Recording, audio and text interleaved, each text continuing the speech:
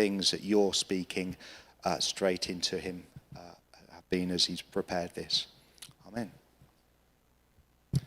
Good morning, everybody. Come on, you can do better than that. Good morning, everybody. There you go. Who's ready for summer? Yeah? Yeah, I am. Yeah. And my flowery shirt you can see on there. I felt really good when I woke up this morning. I looked outside and it's blue skies.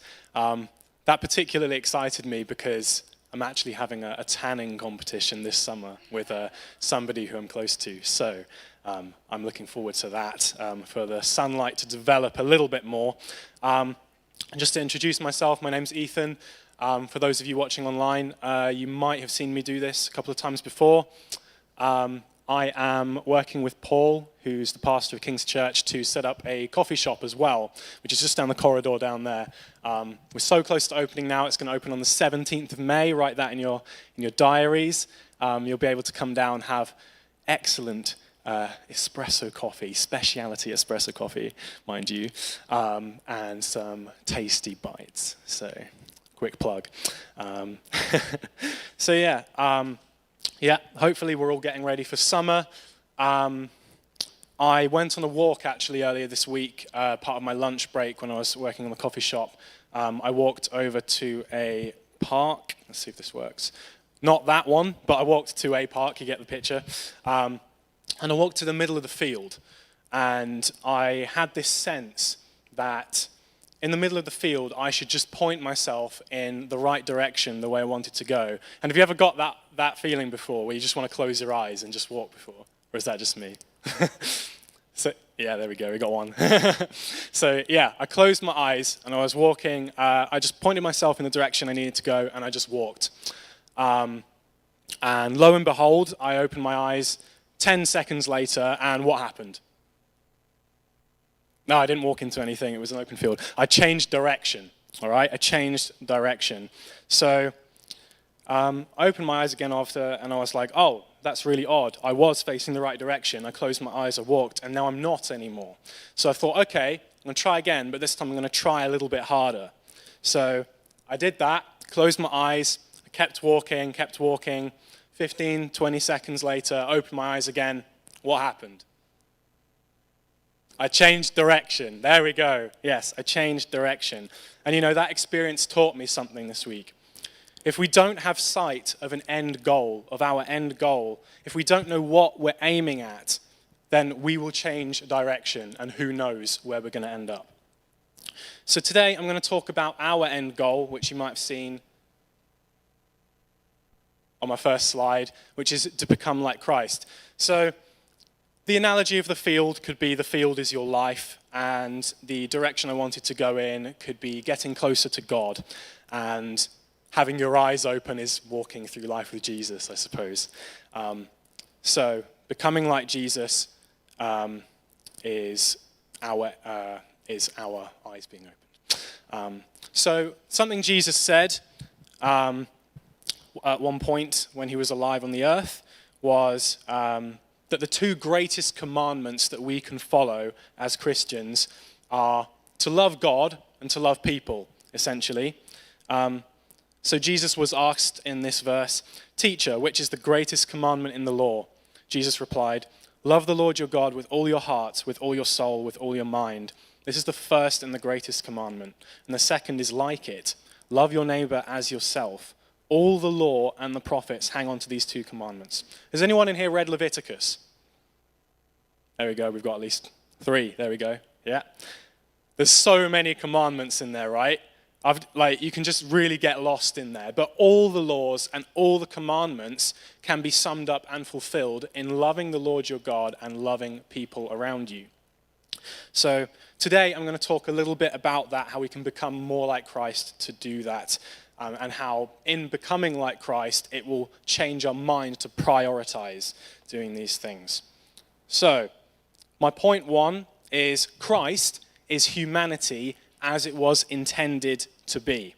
This is the key to living a fulfilled life. So in this verse here, John 10, verse 10, really easy to remember, 10:10, Jesus said, "The thief comes only to steal, kill, and destroy.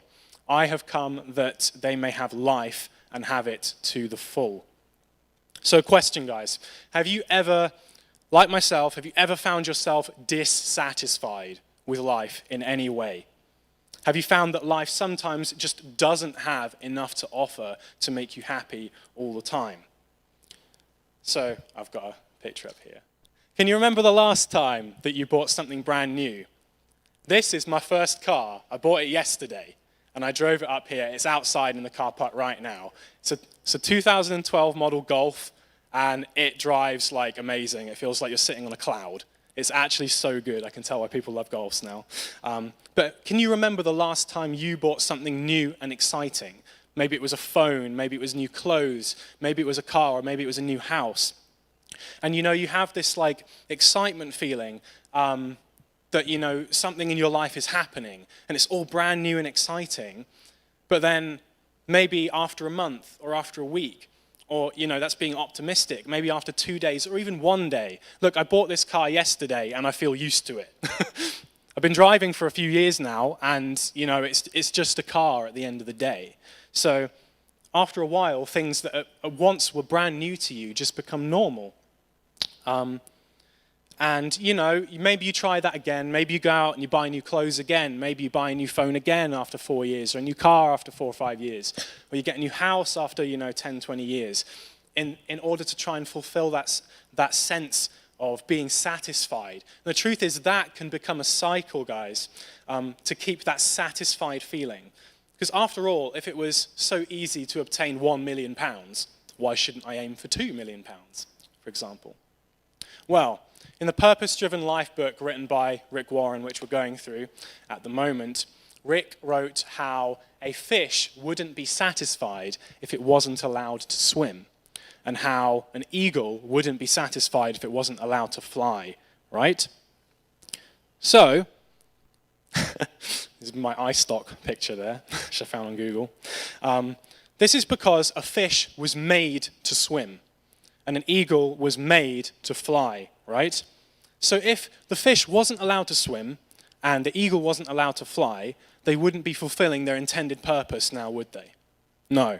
So, why am I dissatisfied, you might ask me, Ethan? Why am I dissatisfied? Well, I'm telling you, rather like the fish out of water there, and like the flightless eagle, the reason why we don't feel satisfied on a day-to-day basis is because maybe we're not fulfilling our intended purpose.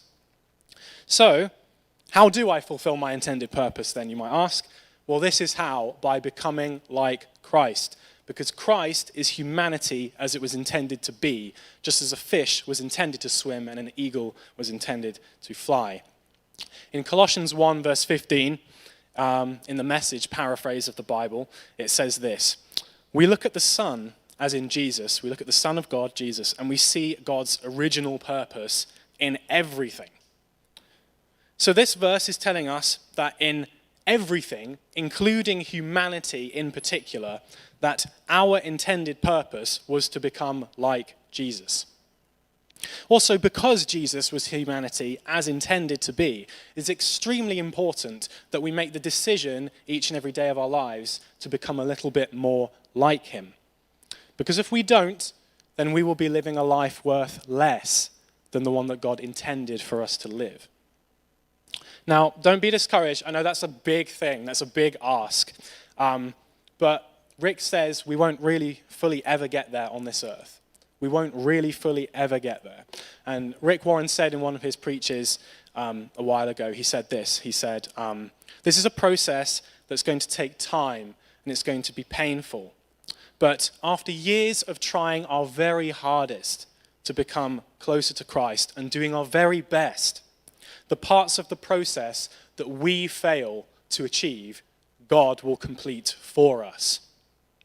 So let's remind ourselves that as we go through this, that no matter where you're at right now, and no matter where you get to be on your deathbed one day, that it doesn't necessarily matter how well you've done or how hard you've tried, because at the end, it's God who completes that process in us. So let's remember that, and let's move on. So, Christ is humanity as it was intended to be. Moving on. becoming like Christ changes the way that we treat others. That's my second point. Becoming like Christ changes the way that we will treat others. So, Jesus was a human being. He was made in the image of God, just like you and me. So really you are like Christ. Yay. He had emotions. He had a body with desires. He had an intellectual capacity to make choices and make decisions. And he had a spirit like us because humans are spiritual beings. So in that way, he was fully human like us. So what separates him from us then, you might ask? Like, what sets him apart? What makes him different? Well, let me ask you some questions. So how many of you in here want to do good things in life? You want to help people. You want to change the world. Come on, raise your hands. You want to, make people's life a joy. So that's pretty much everyone in this room just raised their hand right now. All right? Raise your hand again if you actually can do that all the time. No, not me either. How many of you, raise your hands, would, hypothetically speaking, do that if you could, if you had the emotional, the spiritual, and the physical capacity to do good all the time? Who would want to do that? If you could, would you do it? There we go, pretty much everyone. How many of you have bad desires all the time? Yeah, see, some of you giggling. How many of you don't respond to my surveys? All right, so you get the point. So, not so surprisingly, not all of us are able to do good all the time. Well, imagine, like, the last time that you responded to somebody irritably or you got offended at something that somebody said. Like, imagine that situation and the things you thought about that person at the time. All your thoughts probably weren't all that helpful, were they? Imagine that again, but imagine in that scenario you had responded with perfect patience, with perfect understanding of the other person that you are dealing with, and with perfect love for them. You probably would have responded with gentle words, or even with encouragement that maybe you heard from God to give to that person at the time. Well, guys, Jesus is like that all the time. His capacity to do good is endless. The thing is, the more we become like him, the more we will have capacity and capability to respond to others with love. Now, to be honest with you, I find it really difficult sometimes to be gentle, especially when I'm irritated or I'm, finding somebody really irritating. But when I remember exactly how Jesus responded in peace and in situations where maybe the other person didn't deserve to be, for him to be gentle, then it changes my mind. So, yeah, I forgot to put it onto that slide. Yeah, becoming like Christ changes how we treat others. Okay, so now on to this verse. John 18. So this is when after Jesus had been arrested, right? And he was being questioned by the high priest in the court. So, meanwhile, the high priest questioned Jesus about his disciples and his teaching. I have spoken openly to the world, Jesus answered. I always taught in the synagogues and at the temple where all the Jews came together. I said nothing in secret. So why are you asking me? All those who have heard my message, ask them. Surely they know what I said. And when Jesus had said this, one of the officers, that's like one of the soldiers standing nearby, slapped him in the face and said, "Is this how you answer the high priest?" Jesus replied, "If I said something wrong, testify as to what was wrong. But if I spoke correctly, why did you strike me?" How many of us would have responded like that to being slapped in the face, knowing you were completely innocent? I know I would have been, effing and blinding and, all that. But when we realize how gentle Jesus was and how peaceful he was, despite, wrongdoing, unjust wrongdoing being done to him, it really changes our mind. So, becoming like Christ changes how we treat others. Next, transformed by trouble. This is one of Rick's points. So I'm going to read Isaiah 53 right now. Isaiah 53 is a chapter of the Bible in the Old Testament written by the prophet Isaiah. This was a prophecy written about Jesus hundreds of years before Jesus even was born. Okay? So that's one of the reasons why we consider Christianity trustworthy. is because there were prophecies written about Jesus, and they came to be fulfilled in the person of Jesus. So, Isaiah 53. Who has believed our message? To whom has the Lord revealed his powerful arm?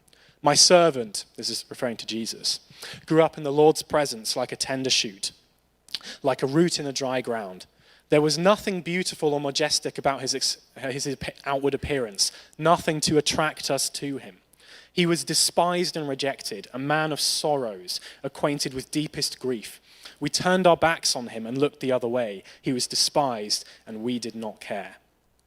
Yet it was our weaknesses he carried. It was our sorrows that weighed him down. And we thought his troubles were a punishment from God, a punishment for his own sins. But he was pierced for our rebellion. He was crushed for our sins. He was beaten so we could be whole. He was whipped so we could be healed. All of us, like sheep, have strayed away. We have left God's paths and to follow our own, yet the Lord laid on him the sins of us all. He was oppressed and treated harshly, yet he never said a word. He was like a lamb led to the slaughter, and as a sheep is silent before the shearers, he did not open his mouth. Unjustly condemned, he was led away. No one cared that he died without descendants, that his life was cut short in midstream.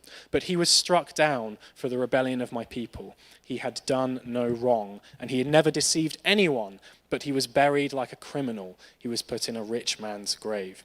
But it was the Lord's good plan to crush him and to cause him grief. Yet when his life is made an offering for sin, he will have many descendants. He will enjoy a long life, and the Lord's good plan will prosper in his hands. When he sees all that is accomplished by his anguish, he will be satisfied. And because of his experience, my righteous servant will make it possible for many to be counted righteous, for he will bear all of their sins. I will give him the honors of a victorious soldier, because he exposed himself to death. He was counted among the rebels. He bore the sins of many and interceded for rebels. So that was Isaiah 53, guys. It's an amazing chapter. Read it again if you want to know more prophecies about Jesus. Read Isaiah, it's amazing. So the point I want to make is that personal pain in your life is the ultimate source of love that you can give to others. Personal pain in your life is the ultimate source of love that you can give to others. If you have felt pain before, then you can understand the pain of somebody else. Jesus understood pain like you would never know. In that chapter, we read he was a man of sorrows. He was despised. He was rejected. He took on flesh for us to understand pain and to understand us. He wasn't beautiful that we would be attracted to him for his outward appearance. Have you ever looked in the mirror and thought, felt sad because, I wish I was more beautiful. I wish this feature about my face was different. Well, ladies, I'm sorry, but Jesus was not a hot guy, okay? He was not like that guy on the picture up there. He wasn't attractive in any way, the Bible tells us. Although he was a carpenter, so he must have had some great arms, you know. But even professional bodybuilders aren't happy with the way that they look. There was a guy called Rich Piana. He was a professional bodybuilder. He injected himself with oils in his arms to become absolutely massive. He barely fit through doorways, this guy, I'm telling you. And he died because of all the injections he was taking and the steroids and the unhealthy body image he had of himself. This is called body dysmorphia. And this is where no matter how muscular, how skinny, how attractive you are, whatever your goals are with your physical appearance, you will always look in the mirror and want to be more muscular, more skinny, more attractive. Back to the point. We all have pain in our lives. So we know how it feels to have pain.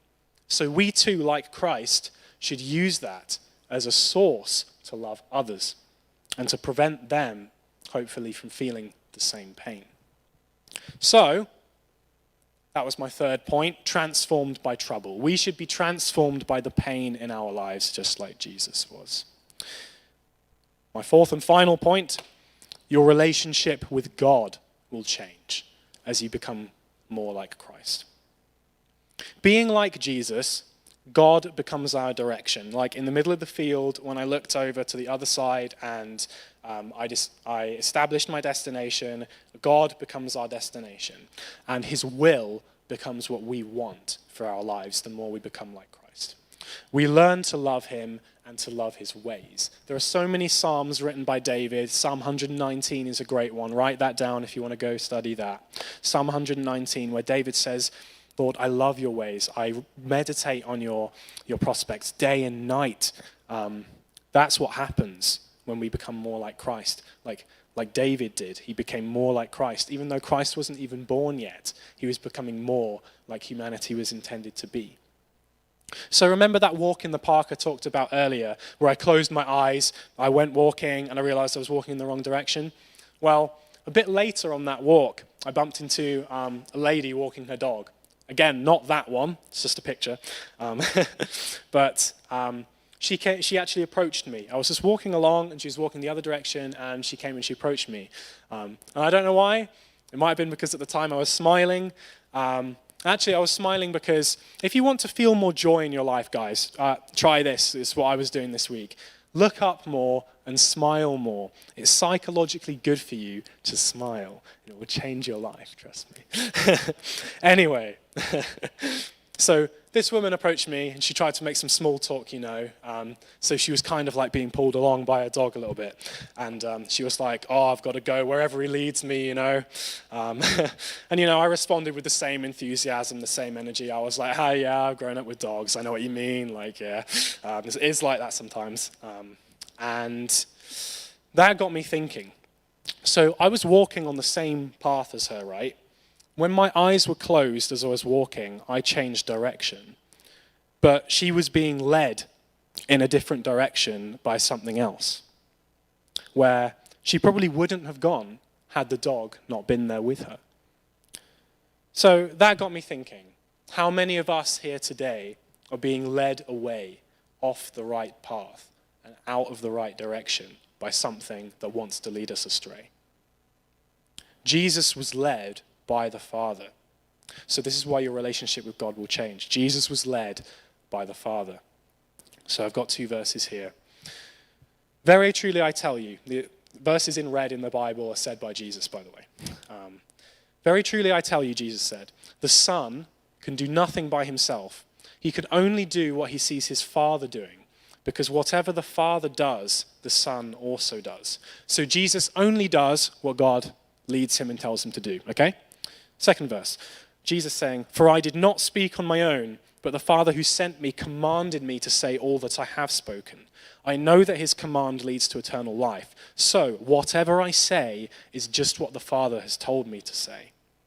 So the things that Jesus did and the things that Jesus said were led by the Father. How many of us in here sometimes make big decisions in our lives, like changing job or, getting married or doing anything, a big decision, but you temporarily forget about God making that decision? I know I have. So I was very careful yesterday when I bought that car. I prayed before. But Rick Warren said in one of his talks, God always gives his best to those who let him make the choice, okay? God always leaves his best to those who leave the choice to him.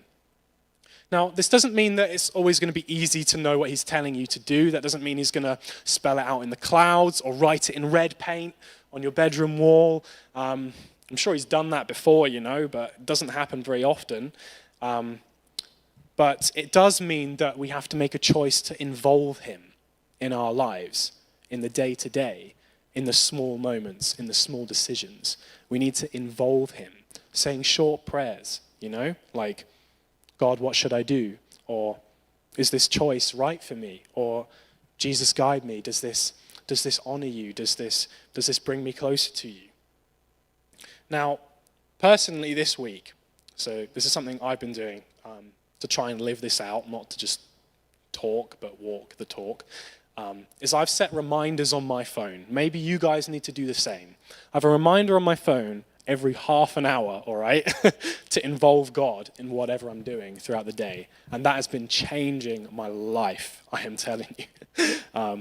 So, those prayers throughout the day, they're not long prayers. They're not like pouring out my heart like, God, I pray for this person and that person and that person and that person and that person. Do you ever find when you pray for like one person, you feel guilty that you haven't prayed for like more people, or just another person comes into your head? Well, you can do that in the morning and the evening. That's what I try and do. But throughout the day, it's a good idea to involve God in whatever you're doing. And so that's what I've been doing, and I really encourage you to do that. So that's a practical point. Set a reminder on your phone to pray, and it'll change your life, I'm telling you.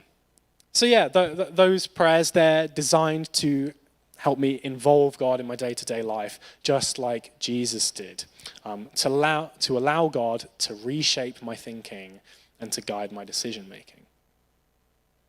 So, how many of us here today are not letting God guide our big decisions and our words and our actions?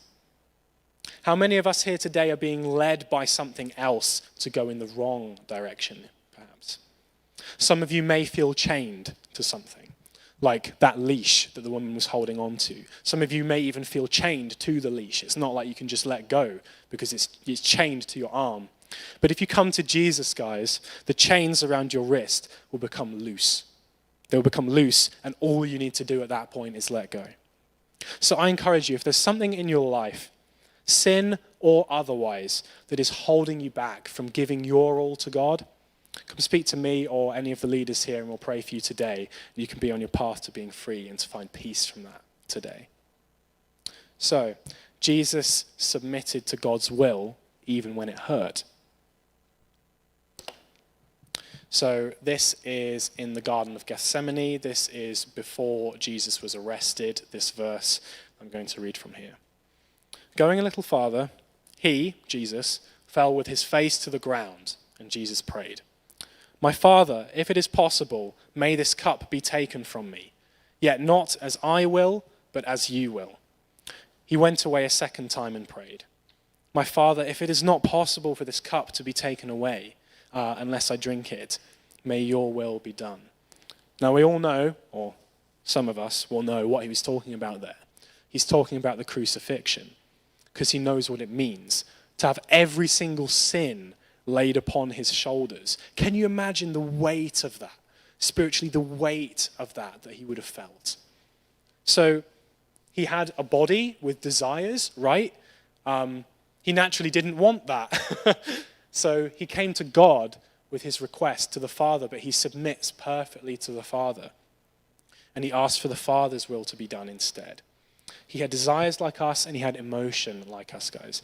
But because Jesus was in humanity as intended to be, he submitted to God anyway out of obedience and love for the Father and for the Father's perfect ways. So, just to wrap up in conclusion, Jesus is humanity as intended. We should do our best, with God's help, to become more like him. In doing so, we will find ourselves more fulfilled. Becoming like Jesus changes the way we treat others. Pain is a source of deep love that we can give to others. And becoming like Jesus improves our relationship with God. So, to be real, just the last thing I'll say, how is God shaping you in your life at the moment? Everyone goes through different seasons where something new is prioritized for personal growth. There might be patience, that might be gentleness, like me. That might be, opening your Bible, a little bit more. Opening your Bible every day and just reading enough that God has spoken to you. Not even like a whole chapter, but just enough that God has said something that you can think about for that day. For me, God is teaching me to be joyful whilst being patient and gentle despite being stressed and irritated. It isn't always easy, but God comforted me this week by confirming it to me, by putting the same song on the hearts of two people, independent of each other, that hadn't spoken to each other, and they both gave me the same song. They were like, I just felt this song was for you. That happened to me this week, and I was like, just blew my mind, Now that song was Take Courage. Do you know that one? take courage. He's in the waiting, the verse in the chorus, he's in the waiting. Those lyrics are really memorable, and that really stuck for me. He's in the waiting. You don't have to wait alone. If I had to wait for stuff alone, like, I would find it impossible. But God doesn't abandon us, that's the point. If you're asking him to lead you and to guide you, he will. He will send you people with the same song on their heart. He will write it for you in the clouds, perhaps. He will drop a gentle whisper of a word into your heart. So, he's faithful to his children, and he provides a way through difficult seasons, which he's called us to. And yeah, thus concludes my sermon, guys. I hope you enjoyed it. And yeah, become like Christ.